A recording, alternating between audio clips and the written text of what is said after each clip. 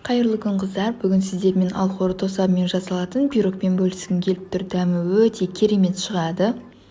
Жұмыртқамыз бен шекерімізді салып араластырып аламыз. Майымызды салып араластырамыз. Ұнымызды разрыхлителімізді еліктен өткізіп, жұмсақ қамыр илейміз.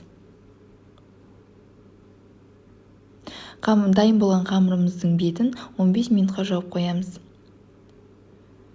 Үлкен кішкентай қылып екі зуала бөліп аламыз. Үлкен зуаламызды астына жайып шығамыз. Видеодағыдай қылып.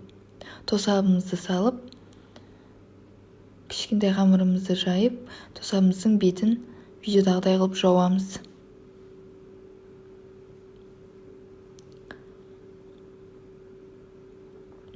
Бетіне жұмыртқаның сарысын жағып,